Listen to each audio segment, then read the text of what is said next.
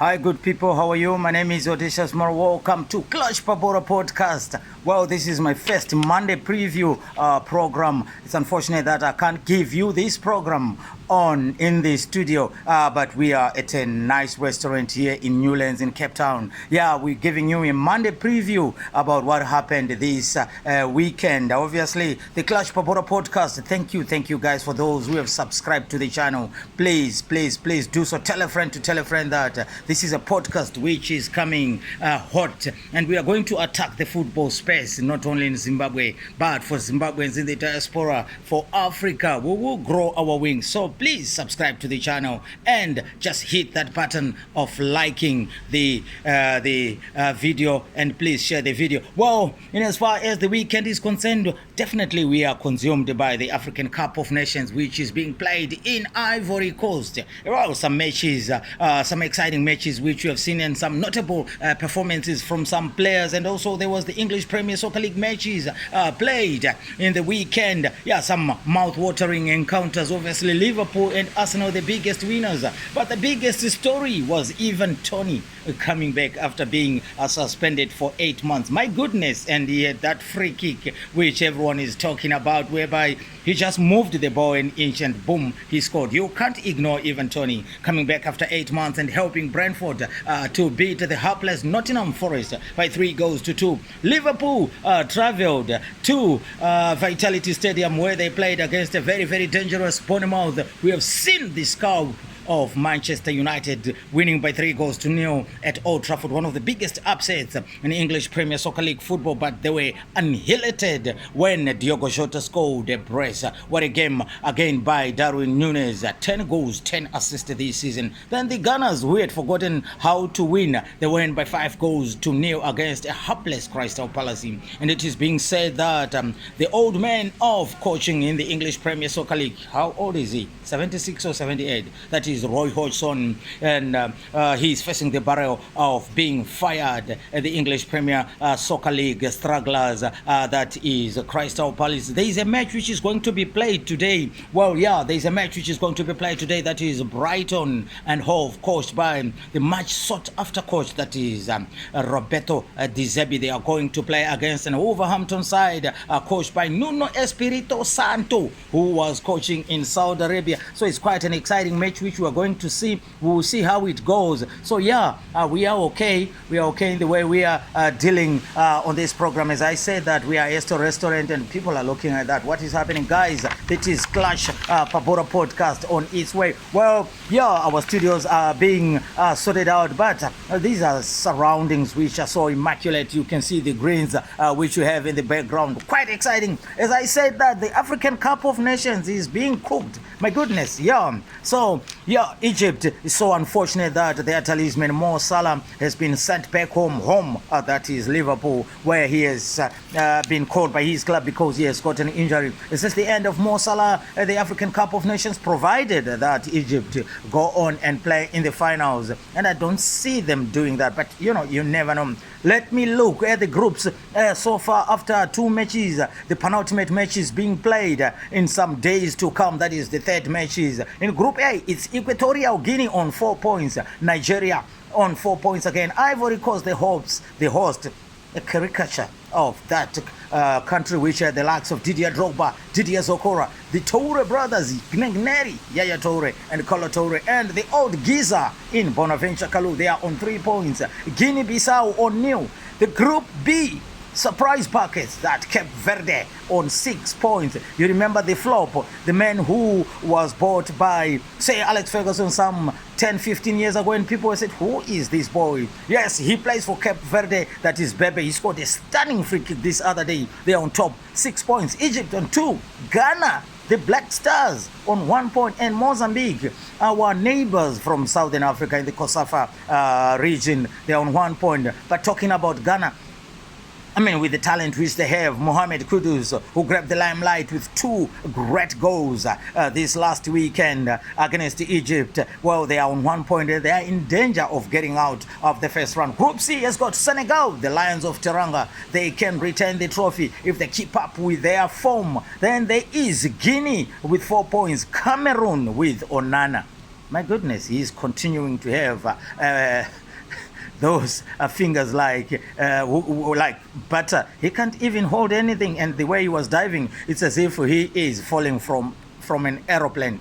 Onana, what's my name? I think he's crap, isn't he? Manchester United fans will kill me. I'm one of those Manchester United fans. Everything which is coming through Onana is leading into a goal. They're on 1 point, and there is turmoil. They have heard that they are not on speaking terms with Samuel Eto'o, the former Cameroonian star player who played for Barcelona, Chelsea, Ajni Machalaka in the Russian league. The celebrated Samuel Eto'o, he is the president of FECAFOOT, which is the federation in Cameroon. He had some fights with his coach, that is Rigobert Song. So Onana apparently in the first match arrived late, and he wanted to be fielded, and there was some furrow. I mean, he's attracting a lot of nonsense, a lot of cack for his national team. He wouldn't want to do that, and he's alienating himself with the Cameroonian fans. And I think with these players, he's got to stick on what he does, which is play football and win matches. Gambia on 0 points in Group D. Yes, Angola, our brothers from Southern Africa, they're on 4 points. Burkina Faso with Bertrand Traore rewinding the clocks of time. You still remember when the African Cup of Nations was held in South Africa? Bertrand Traore with the likes of Aristide Barnes and Jonathan Pitroipa, they were leading that attack when Burkina Faso were beaten in the final by Nigeria, the eventual winners, who were coached by the late Stephen the Chief Keshi. May he so rest in peace. Algeria, with Mahrez not firing in all 6 cylinders, are sitting on 3rd position with 2 points. Then Mauritania, with the tallest goalkeeper I've ever seen in world football, they are bottom on 0 points. Then, Group E, which features 2 of our Southern African neighbors, that is South Africa and Namibia. Mali are on top. Well, there's been joy in Bamako with the way Mali are playing. South Africa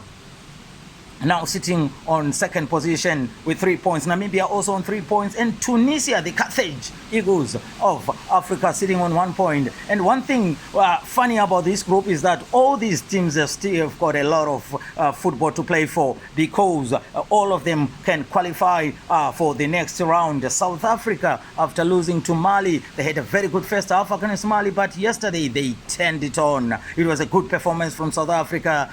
Temba Mshishi Zwane playing as a number 10 was absolutely magic. He was piercing that Brave Warriors, that is Namibia's rear guard. But I think the master stroke was to put Tapelo Morena, who plays for Mamelodi Sundowns, as a right winger in place of the youngest scorer ever for South Africa, that is Tapelo Masego, who came in as a substitute to score the last goal, and the oldest player also to score at the African Nations Cup for South Africa, that is Mshishi. And one thing, I mean, people are saying that, why is Hugo Bruce playing Mamelodi Sundowns team? What should he do? Bayern Munich has supplied so many players for Germany.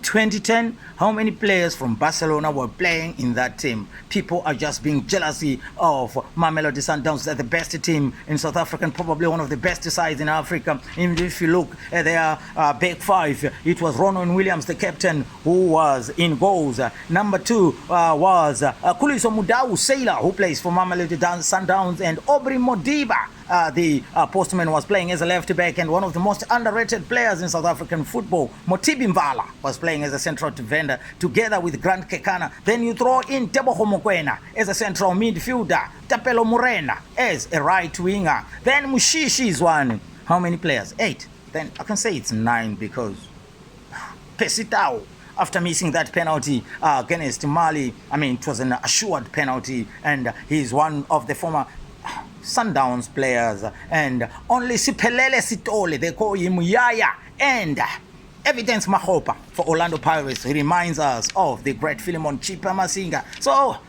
as much as we support Bafana, we also support Peter Shalule, Dian Hoto, and Hamanub from Namibia as our brothers. Hopefully, they all qualify. Then the last group P features the team which finished as semi-finalists at the World Cup World Cup, that is Morocco. They're on 4 points. DR Congo, what a second half yesterday, and the match was full of drama at the end of the day. They were fighting. I don't know what was happening there. Then Zambia, Chipolo Polo, Patrick Daka, who plays for Leicester City, with a bullet header to rescue, well, yeah, the points against Zambia. Then Tanzania, Nguvu Moja, 1 point. It's quite exciting. But you see, I've always said that we no longer value the African Cup of Nations like what we used to do. And at times, it's been caused by these European clubs. I don't want to take anything away from them. We love English football. We love Spanish football. That's where the players' bread and butter is buttered. But this is our tournament. You've got to respect it. Whatever time it comes, you've got to respect it. Fuck off if you don't respect our tournament. Have you seen people disrespecting the Copa America, where Lionel Messi and some of the Brazilian players, Ecuador players, Costa Rica play? No. It's high time we should respect the African Cup of Nations. I know it comes at a critical stage of the season that will be in January, whereby the clubs will be in full throttle fighting for the Champions League, fighting for the league, fighting for the FA Cup, fighting for whatever trophy they'll be fighting for. But this is our trophy and we've got to respect it. Well, that's what I have for the weekend diary. But yeah, looking at the top goal scorers at the present moment, with the 3 goals, we've got the Algerian Pabhora Buneja, who has scored 3 goals. Then there's Emilio Nsu Lopez from Equatorial Guinea on 3 goals also. Then Lamine Camara, the youngster who is coming in leaps and bounds for the Lions of Teranga, on 2 points. Then Mohamed Kudus, what a player is. And as a Manchester United fan, to think that Anthony costed us 80 million and Kudus 10 Hag, is that a fraud? I don't know. Well, Mustafa Mohamed on 2 goals. Then Temba Zwane Mshishi also scoring 2 beautiful goals. There's still a long way to go in as far as the African Cup of Nations is concerned. English Premier Soccer League, yes, Liverpool still on top, but Manchester City with the game in hand coming on again, and Arsenal remembering how to win. Are they going to buy a striker in January? That's what I've always thought, that Arsenal, they are such a very good side. The telepathic understanding from midfield, Declan Rice, Martin Odegaard, the captain, Bukayo Saka, and yesterday we saw Lisandro Trossard playing as a left winger, and if he doesn't play, Gabi Martinelli playing there, Gabriel Jesus also. They're quite a good side, but are they ruthless? That's the problem. If you want to win the league, we've got to be ruthless, and in Manchester City and Liverpool, they've got ruthless players. That guy is back. That is KDB, Kevin De Bruyne. There are some talented players and gifted players, and Kevin De Bruyne is gifted. So guys, thank you so much for the support which you have given me. Thank you. Please keep on subscribing to this channel, and please put a like button, because the more you subscribe, the more we survive. We want to make this space a big one. We are just starting. It's a warm-up. We haven't gone far.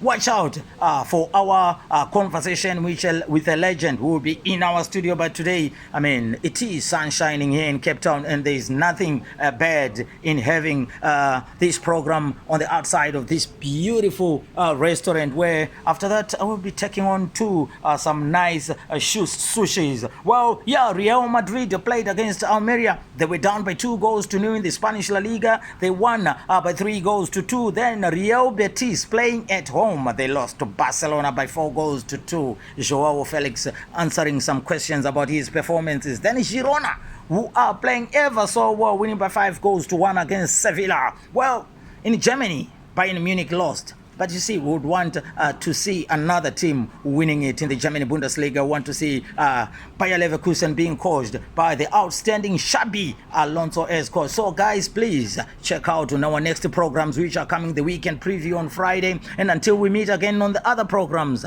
may God bless you all, and please subscribe to the channel. Subscribe to the channel. Tell a friend to tell a friend that Clutch Pabhora is the biggest podcast in football. Thank you. Enjoy your day.